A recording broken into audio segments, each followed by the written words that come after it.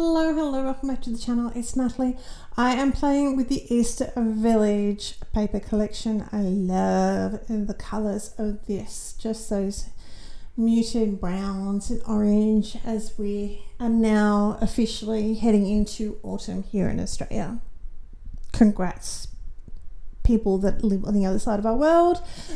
You are heading into spring. So I hope it's a nice season. This also has the embossed die cuts like so many of the paper collections that Paper Rose has, and I just love these beautiful browns and oranges. I have a card panel here that is 14.5 centimeters by 17.5. Along that 17.5 edge we have scored it at 4 centimeters, 8 centimeters, 12 centimeters and 16 centimeters, and all of those are going to be folded as a mountain, which basically means they're all going, when you fold them, you're folding it away from yourself, and it's going to form like a little cube prism type V thing.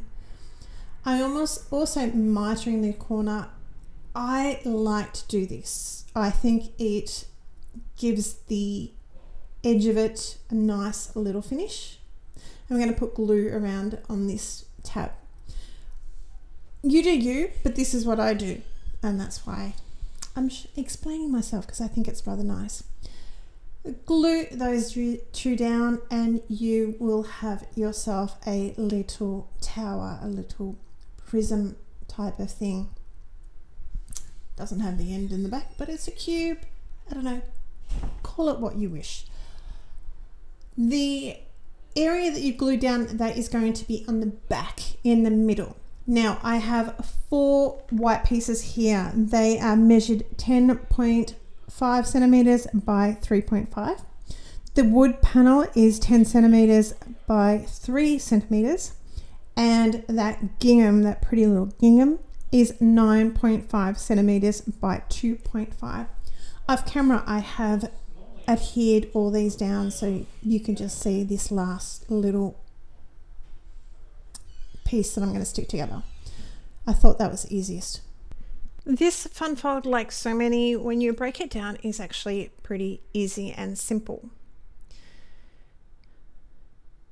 and just packs punch. I'm going to sort of call this, it's a zigzag tower, because it reminds me of like a crossroad where one direction is going that way, the other one's going that way, you know. Anywho, I am lining this all up. I got a bit carried away with myself and glued some of these panels before I turned the camera on, but I'm using my grid mat here to line all my pieces up. So I'm trying to make sure that my base is up straight, and then I'm going to adhere using the other grids on my mat to make sure they're straight. Important thing to note, this top, we're going to call it panel, this top panel is only glued on the left hand side, and it's not going over that score line. The second one is glued on the right hand side, third one is on the left hand side, fourth one is on the right side. If you adhere glue over the center of your fold line, it's not going to look like this, okay? And you might cry, just saying. When you have any element, you do not want anything that is too small. Point in note, that is too small, and my window is too big. I have a little bit of foam on the top of his ears and the very bottom. You want something that is tall, because you want to adhere it to the second and the fourth panels on this card. They're the ones that are going to come forward. If you glue it on the first or the third, it's not going to move the way you want it to. It's not going to work, basically. And you do not want anything that is too wide that goes over and hinders that left, this is what I'm saying here, that left third panel sort of thing onto the right hand side, because it's going to damage your embossing die cut, or it will also maybe not work. It won't work very well. So you want something tall and relatively narrow. I am using the Wishing and Sending stamp set by Paper Rose, of course. We're going to do a sending at the very top here. Off camera, I have stamped this "You a Day filled with love, joy, laughter and joy." It's weird saying that without actually putting the sending in.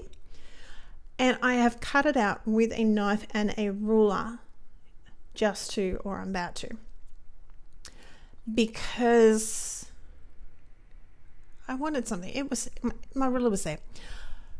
I am fishtailing the end of this banner. Now you don't have to, because he's actually going to hide behind our bunny, but I liked the idea that having it all nice and finished, I just need to smooth out the edges here because I did cut it with a knife rather than a die. I liked it when the card was standing upright, that left hand side was nicely finished rather than a straight image.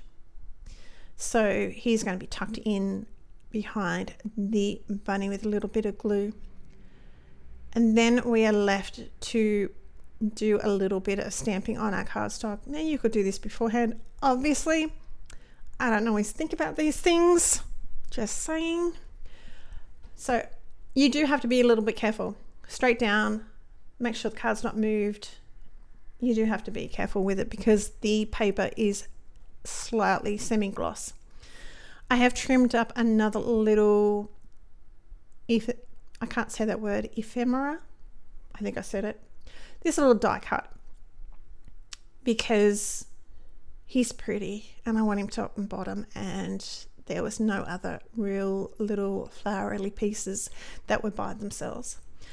So this is a zigzag tower card. I will leave the information down below, including where I originally saw the card, and including over on the blog, I should say, include all my information that I have altered it and changed it around. I'm going to trim off this bottom because obviously we want him to stand up nice and flat. Now you can cut out very similar pieces to what we've already got on the front, the panels, and adhere them on the back here. So you could do a matte and then a little white piece where you could do some writing. Being on white card, which I like, I didn't worry about that. That is it. Take care. Have a great day. See you next time. Bye.